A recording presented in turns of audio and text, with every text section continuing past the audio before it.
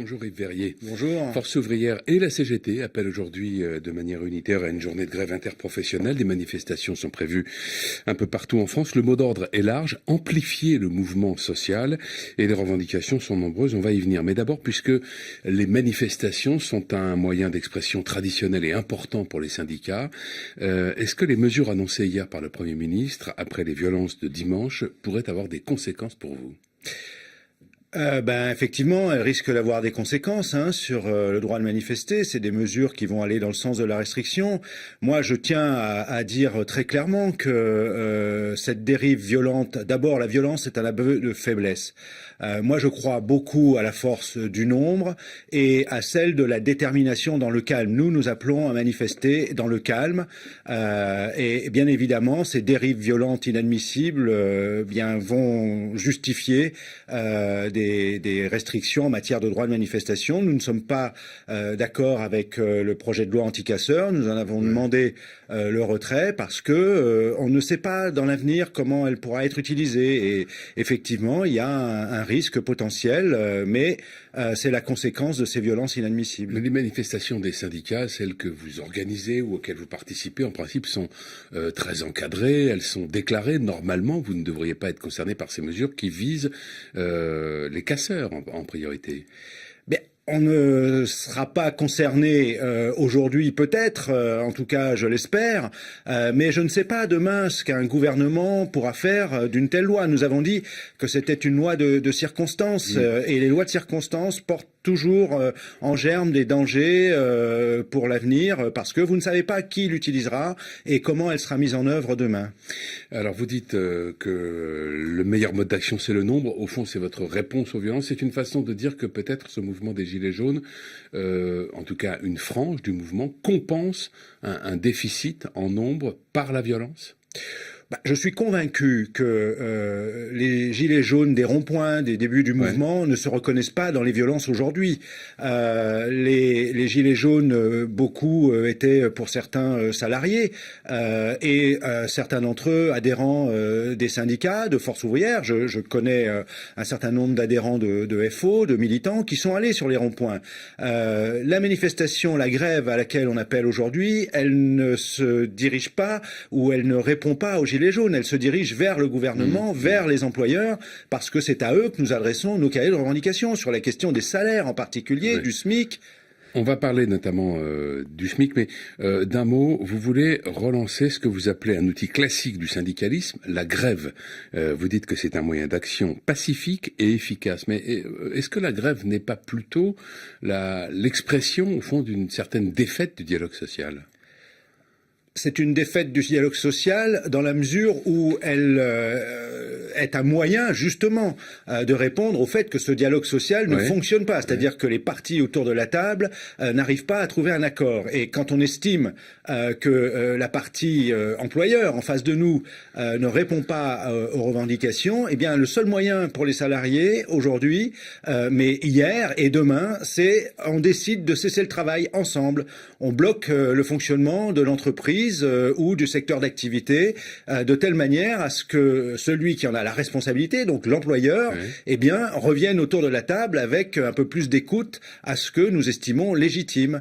Donc la grève, c'est effectivement un moyen simple, pacifique, on cesse le travail ensemble et on dit à l'employeur: si vous ne voulez pas négocier, eh bien nous, on cesse de travailler. Voilà, c'est ça, la grève au niveau d'une entreprise. Ça marche, vous savez, régulièrement, quand ça bloque sur les salaires, si les salariés se mettent d'accord et décident de dire au patron, monsieur, on va s'arrêter, ou madame, on va s'arrêter de travailler, en général, on revient autour de la table et on réussit à négocier. Alors, parmi les revendications, donc, il y a l'augmentation du SMIC, l'égalité des salaires entre les femmes et les hommes, la défense des retraites, la préservation des services publics, une sécurité sociale plus solidaire, une fiscalité plus juste ou encore une transition qui associe le social et l'écologie. On se souvient que c'était au cœur finalement du début du mouvement des Gilets jaunes.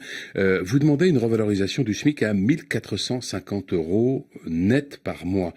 Dès qu'il est question d'une augmentation du SMIC, on vous oppose le risque d'une destruction d'emplois. Est-ce que vous réfutez cet argument ?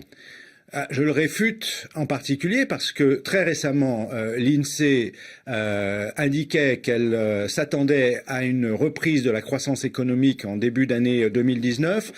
Notamment du fait des gains de pouvoir d'achat résultant des mesures qui ont été annoncées fin décembre. 10 milliards annoncés. Ouais. Voilà. Donc, quand l'INSEE nous dit que le pouvoir d'achat va favoriser la croissance économique, eh bien, on ne peut pas nous dire, à contrario, quand on demande à augmenter les salaires, qui contribuent à l'augmentation du pouvoir d'achat, que ça va poser un problème pour l'économie et donc pour l'emploi. Donc, il faut que le raisonnement fonctionne, pas seulement pour la prime d'activité, quand le gouvernement décide de répondre par de la prime d'activité, et il doit fonctionner pour les salaires. C'est vrai. Mais les petites entreprises pourraient le supporter ? Bien sûr, je pense, vous savez, les employeurs ont toujours du mal à mettre la main à la poche. C'est toujours compliqué pour eux. N'oublions pas, alors les petites entreprises, c'est une problématique particulière. On a une revendication qu'on a adressée aux employeurs dans le cadre de l'appel au 19 mars, c'est ouvrir une négociation à laquelle on appelle depuis longtemps sur la relation donneur d'ordre sous-traitant, parce que il y a effectivement une responsabilité des plus grosses entreprises qui font appel à des sous-traitants, des petites, très petites entreprises, mais qui font appel à ces sous-traitants en exerçant une pression sur le coût, la compétitivité de ces petites entreprises ou sous-traitants. Évidemment, ça pèse sur les salaires des salariés de ces très petites entreprises. La responsabilité, elle est sur toute la chaîne. Donc ça, il y a une question véritablement importante. Mais l'avantage du SMIC, c'est qu'ils mettent tout le monde à égalité. C'est ça l'importance. C'est-à-dire que le petit employeur ne sera pas en concurrence par rapport à son voisin parce que il payerait plus ses salariés que son voisin. Le SMIC, c'est son intérêt. Il remonte les bas salaires de tout le monde et il a l'avantage de provoquer la possibilité d'ouvrir des négociations sur la revalorisation de l'ensemble des grilles de salaire. Alors, la question des retraites sera au cœur de la journée de mobilisation d'aujourd'hui. Agnès Buzyn, la ministre de la Santé, a évoqué dimanche la piste d'un allongement de la durée du travail. Elle a dit que c'était un avis personnel, mais enfin, elle est quand même ministre. Donc, un départ à la retraite plus tardif. Est-ce que ça, pour le coup, ça serait véritablement un casus belli pour Force ouvrière ? Ah bah très clairement, nous on a dit là-dessus stop. Ça fait depuis 93, les réformes des retraites se succèdent les unes après les autres et systématiquement elles conduisent à allonger la durée au travail, c'est-à-dire à reculer la possibilité de partir en retraite. C'est la durée de cotisation, 42 ans aujourd'hui. Un jeune qui rentre dans la vie active, mettons 23 ans, faites les comptes, 65 ans. D'ores et déjà, rien que sur la durée de cotisation, et encore à condition que la carrière soit complète sur tout au long de la vie active, vous envoie à 65 ans pour pouvoir faire valoir vos droits à la retraite pour un jeune aujourd'hui. Donc nous disons stop. Commençons par assurer un vrai travail avec un vrai contrat, un CDI à temps plein sur toute une carrière.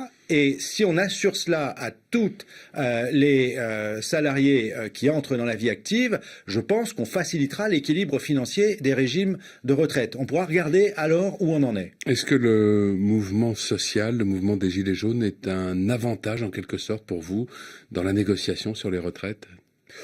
Il n'y a ni avantage ni désavantage. Le mouvement des Gilets jaunes... Il y a une pression sociale, c'est ça que je veux dire, au fond. Il a exprimé le fait que nous n'étions pas suffisamment entendus quand on parle de questions sociales, quand on parle de justice sociale, quand on parle de pouvoir d'achat des salariés, quand on parle de droits en matière de retraite, d'assurance chômage, nous ne sommes pas assez entendus. C'est la même chose sur les services publics. C'est beaucoup parti sur les services publics. Et la question des services publics, elle pose la question du lien social, du lien de proximité. Ça demande des effectifs, ça demande de revaloriser aussi la fonction des agents de la fonction publique, les fonctionnaires, les contractuels qui sont déjà très nombreux. Ça demande de protéger aussi leur statut. Donc ça fait partie pleinement de la journée du 19 mars. Merci Verrier, bonne journée. Merci à vous.